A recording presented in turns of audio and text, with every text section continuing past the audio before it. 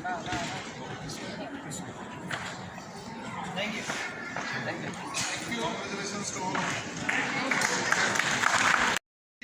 की, करुणा की भावना, अद्वेषता यानी द्वेष से रहित भावना हमारे सबके मन में आए। ये जब घटेगा ना कि किसी के प्रति मेरे मन में द्वेष नहीं, सबके लिए मैत्री की भावना है, सबके लिए प्रेम की भावना है, करुणा की भावना है, ये जीवन के मायने बदलने वाला श्लोक है।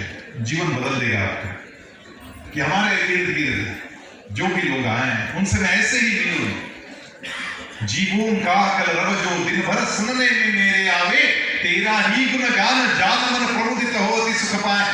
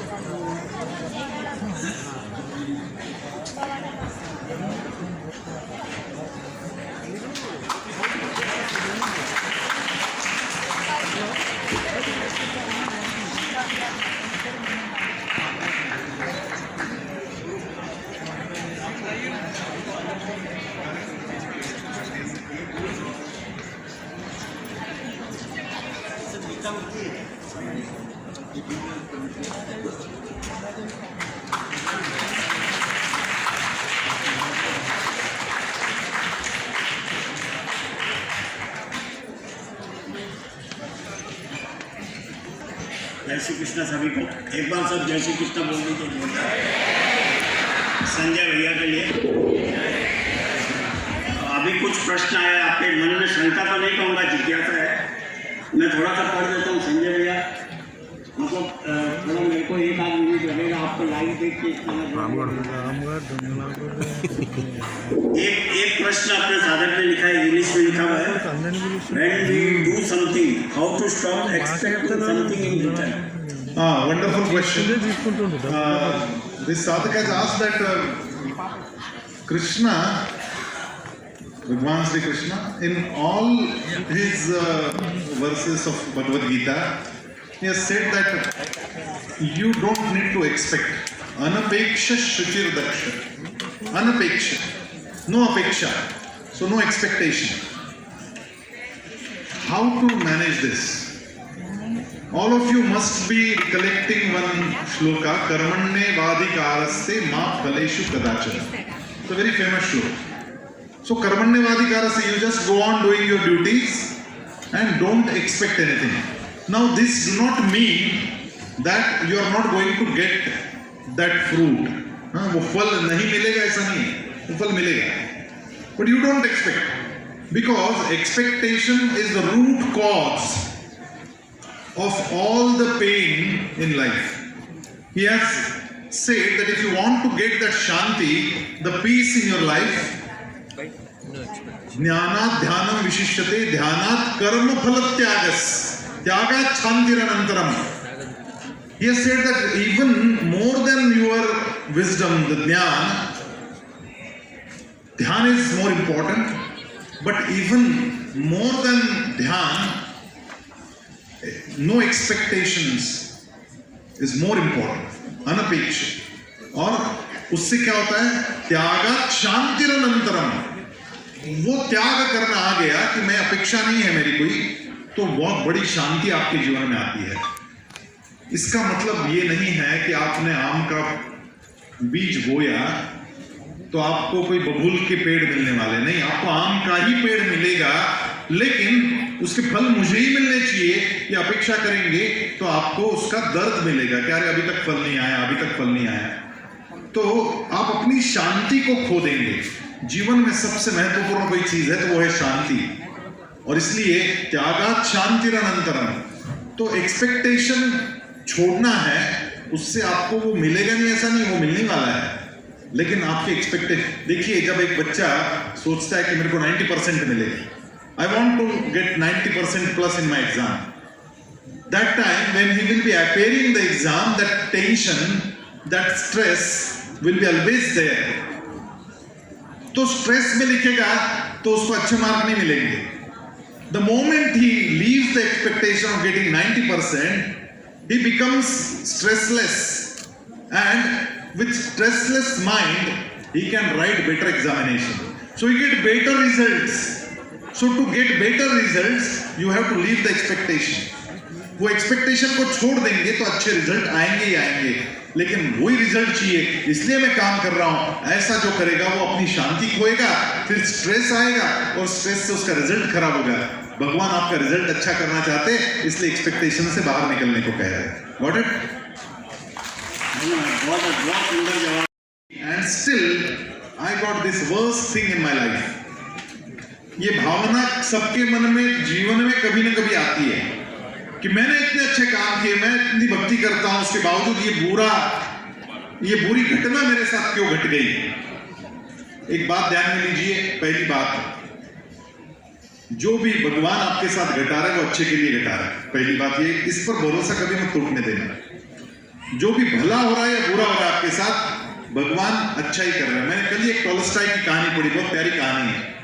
उस कहानी में ऐसा लिखा कि यमदूत आया प्राण हरने के लिए, एक महिला का प्राण हर लिए, लेकिन उसने जब देखा कि मैंने किसके प्राण हरे हैं, तो एक गरीब महिला के प्राण हरे जिसके तिड़वा बच्चियां हुई थी, 3 बच्चियां, छोटी छोटी 4 दिन की 5 दिन की बच्चियां। उसमें से एक तो उस मृत शरीर पर स्तनपान कर रही थी, मरी हुई है मां। तो वो यमदूत हंस दिया, वो यमदूत उसको बड़ा बुरा लगा और वो प्राण तो लेके गया, लेकिन उसने कहा कि मेरे से गंदा काम करवाया आपने। एक माँ के प्राण मेरे से हरवाए जिसकी 3-5 दिन की बच्चियां हैं, वो 3 बच्चियों का क्या होगा आगे। ऐसे 3 बच्चियों को आज छोड़ के मैं आया हूं। You have given me a bad duty। तो यम दरबार से उसको निकाल दिया गया। उसने कहा कि तुमने शक पैदा किया ना, गेट आउट। तुम्हें अब भिखारी बनाया जाता है और तुमको हम पृथ्वी पे भेज रहे भिखारी बन के। वो भिखारी बन के आया वहां पृथ्वी पे आया, भीख मांग रहा है, कपड़े नहीं उसके बदन पर। तो एक कोई जूते बनाने वाला आदमी था, मोची था, वो वहां पे आया। उसने देखा है कि सिकुड़ रहा है आदमी ठंड के मारे, तो उसने उसके पास जो पैसे थे उससे एक कंबल खरीदा और उसको कंबल पहना दिया। तो उसने कहा मैं बहुत कुछ नहीं है, मेरे को छत चाहिए। तो उसने कहा तो मेरे साथ चल। घर आया तो घर में उसको बहुत बुरा भला सुनना पड़ा बीबी से। तब भी यमदूत पहली बार हंसा। उसको ये बोला था 3 बार हंसेगा तो वापस ऊपर आएगा। तो पहली बार यमदूत हंसा, ये सोचकर कि इनको पता नहीं है कि मेरे इनके घर में आने के बाद इनके घर में क्या सुबत्ता आने वाली है। They don't know what is happening with them। तो इनका अज्ञान है, वो अज्ञान पे हंसा। तो वो मोची ने पूछा तुम क्यों हंसे? बोले 3 बार हंसूंगा तो बताऊंगा मैं क्यों हंसा। 3 बार इंतजार करना पड़ेगा, 3 बार हंसना पड़ेगा मुझे। अब दूसरा ये हुआ कि वो इतने अच्छे जूते बनाने लग गया। अब यमदूत था तो सीख गया कला, और उसके जूते वर्ल्ड वाइड फेमस हो गए। उसको बहुत पैसा मिलने लग गया। वो मोची जो था बड़ा अमीर मोची हो गया, ब्रांडेड जूते बेचने लग गया, वो वहां के राजाओं के जूते बनाने लग गया। तो राजा के यहाँ से एक बार एक चमड़ा आया, एक लेदर आया। उसने कहा इसका सबसे बढ़िया जूता बनाना, this is the costliest leather in the world, इसका जूता बनाना। डोंट मेक स्लीपर मरने के बाद पहनाई जाती थी उनके राजाओं को। उसने कहा इसका बढ़िया जूता बनाना। तो उसने देवदूत वो यमदूत को दे दिया। उसने कहा इसका जूता बना, भी स्लीपर मत बना, जूता बनाना। तो उसने स्लीपर बना दी। अब जब उस मोची ने देखा कि स्लीपर बना दी, तो मोची बहुत घबराया। राजा के सबसे महंगे लेदर की जिसकी जूती बननी थी उसका स्लीपर बना दिया, और स्लीपर को मरने के बाद डाला जाता है। तो वो बहुत डांट लगाई उसने। दूसरी बार हंसा। उसने कहा तू क्यों हंस रहा है? गंदा काम कर रहा है, मेरी डांट खा रहा है, फिर भी हंस रहा है। और जोर से हंसा। उसने कहा हंस क्यों रहा है? बोले 3री बार हंसूंगा तब बताऊंगा। और फिर पता ही चला कि राजा मर गया उसी दिन, और राजा के लिए स्लीपर बनाने का ऑर्डर आया। स्लीपर पहले से बन के तैयार थी, वो स्लीपर उसको पहनाई गई। अब राजा के 3 बच्चे थे, उनकी शादी तय हुई, और उन राजपुत्रों के जूते बनाने के लिए, उन राजकन्याओं के, उनकी राजवधुओं के जूते बनाने के लिए इसको बुलाया गया नाप लेने के लिए। तो ये यमदूत वहां पहुंचा, नाप ले रहा है। तो तीनों एक जैसी दिखने वाली पुत्र वधू वहां देख करके अचरज में गिर गया। उसने कहा तीनों आपके क्या है? तो उसने कहा हम बहुत गरीब परिवार में पैदा हुए, पैदा होते हमारी माँ चल बसी, तो बाजू वाली अमीर महिला ने हमें गोद लिया, उसी ने बड़ा किया हमको, और आज हम इस हैसियत पे पहुंच गए कि आज हमारा विवाह राजपुत्र से हो रहा है। तीसरी बार हंस दिया। मैं जिसका प्राण लेके गया था और जिसके कारण मैं तकलीफ पाया था, वो महिला के 3 बच्चे भी उसी महिला के पास रहते, तो शायद आज ये दिन उनको देखने नहीं मिलता। घटना तो बुरी घटी थी उसके घर में उस दिन, लेकिन उस बुरी घटना के पीछे भी एक बहुत बड़ा अच्छा भविष्य था। और इसलिए हमारे साथ जो भी बुरा घटता है, हम भगवान को दोष देते हैं ना, तो गलत फहमी हमारी गलत फहमी कि हमारे साथ ये क्यों बुरा हुआ। भगवान आपके साथ जो कर रहे हैं वो भविष्य के अच्छे के लिए कर रहे हैं। उस क्षण में आपको शायद लग रहा हो कि मेरे साथ बुरा किया भगवान ने, लेकिन आपको जगाने का काम भगवान करते, आप में शक्ति भरने का काम उस निमित्त से भगवान करते। और इसलिए आने वाली हर घटना की तरफ ये भगवान ने भेजी हुई एक ऐसी भेंट है जिससे मैं और शक्तिवान बनूंगी और शक्तिवान बनूंगा। ये भाव से यदि आप काम लेंगे तो आपको किसी घटना का बुरा लगना बंद हो जाएगा। और इसलिए भगवान कहते हैं सुख दुखे समे कृत्वा लाभा लाभौ जया जयौ। सुख में, दुख में, लाभ में, हानि में, जय में और पराजय में भी मैं समत्व का भाव मेरे जीवन में लाऊं। ये समत्व भगवद गीता सिखाती इसी के लिए, समझे। और मृत्यु भी उत्सव है। मृत्यु के उत्सव के समय भी पढ़े, क्योंकि मृत्यु तो क्या है, मृत्यु वासांसि जीर्णानि यथा विहाय नवानि गृह्णाति नरोपराणि तथा शरीरानि विहाय जीर्णानि अन्यानि संयाति नवानि देहि। नए देह में प्रवेश करने के लिए नए कपड़े बदलने का उत्सव मृत्यु है। तो उस उत्सव के समय भगवद गीता पढ़ी जाती है, लेकिन पूरा जीवन ही भगवद गीता उत्सव बना सकती है यदि जीवन भर हम पढ़े। इसलिए तो भगवद गीता का ये प्रचार प्रसार का काम गीता परिवार ने हाथ में ले रखा है। रोज पढ़े, प्रतिदिन पढ़े, उत्सव में पढ़े। वो मृत्यु के समय पे इसलिए पढ़ी जाती है ज्यादा कि उस दिन हमारे मन में वैराग्य जगता है कि हमारा भी एक दिन ही होने वाला है। इसलिए उस दिन पढ़ते कि वैराग्य की भावना मन में हो तो भगवद गीता जल्दी अंदर उतरेगी। दूसरी बात, भगवद गीता भगवान के स्वयं के मुख से निकला हुआ शास्त्र और मंत्र है। भगवान के मुख से जो निकल गया वो तो सदा पवित्र है। और इसलिए मृत्यु के समय और घर में जब हमारे शोक है, सूतक है, उस समय भी भगवद गीता पढ़ी जाती है, क्योंकि वो प्योर है।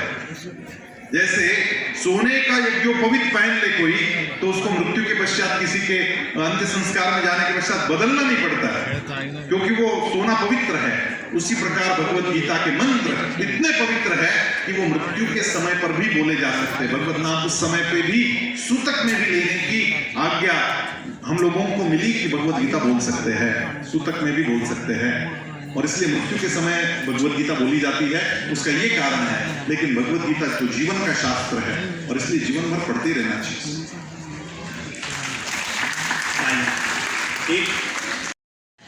कुछ प्रश्न हमारे बीच आए हैं, हम के सामने प्रस्तुत करेंगे, संजय भैया उसका उत्तर देंगे।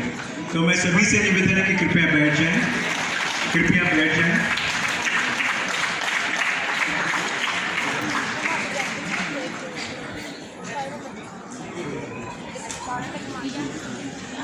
बढ़िया उपहार और कोई हो नहीं सकता। हमारे ऋषि मुनियों ने ये जो ग्रंथ हम तक पहुंचाया है, उसकी विशेषता ये है कि वो सबसे अच्छा मैनेजमेंट का पुस्तक है। सबसे अच्छी वो मैनेजमेंट की पुस्तक तो है ही। काउंसलेशन, जिसको हम काउंसलिंग कहते हैं, समुपदेशन, काउंसलिंग की भी सबसे अच्छी पुस्तक है। जिसका मन नीचे गिर गया, जो डिप्रेशन में चला गया, ऐसे जितने भी अर्जुन हैं, उन सब डिप्रेस्ड अर्जुन को जगाने वाला ये ग्रंथ है। और आज के जीवन में जब प्रतिस्पर्धा है, जब जगह जगह युद्ध है, ऐसे परिस्थिति में अंदर भी एक युद्ध चलता है, ऐसे अंदर के युद्ध को कैसे लड़े और कैसे उसमें जीते, ये बताने वाला विजय का ग्रंथ है। और इसलिए ये पुस्तक हम लोगों को समझनी चाहिए, पढ़नी चाहिए, बच्चों तक पहुंचनी चाहिए, युवाओं तक पहुंचनी चाहिए। इसलिए परम श्रद्धेय स्वामी गोविंद देव गिरि जी महाराज के निर्देशन में गीता परिवार काम कर रहा है। आज के दिन में 6.5 लाख लोग इस परिवार से जुड़े हुए हैं और अलग अलग 13 भाषाओं में, जिसमें तेलुगु भाषा में भी सिखाया जा रहा है, अलग अलग 13 भाषाओं में सुबह 5 बजे से लेकर रात को 2 बजे तक 1500 जूम क्लासेस रोज चल रही है और 154 देशों के लोग इसके साथ जुड़े हुए हैं। तो भगवत गीता आने वाले दिनों में सर्वोत्तम ग्रंथ तो बनेगा ही, एक मंत्र बनेगा और घर घर में पहुंचेगा, जिससे वसुधैव कुटुंबकम और पूरे विश्व में शांति की पहल करने वाला ये निश्चित रूप से ग्रंथ रहेगा। इसका प्रचार, इसका प्रसार करने के लिए गीता परिवार हैदराबाद के सभी लोग, हमारे हरिनारायण जी व्यास और उनके साथ सभी कार्यकर्ता यहाँ जुड़े हैं और ये बहुत सुंदर कार्यक्रम आज यहाँ पे हम लोगों ने संपन्न किया है।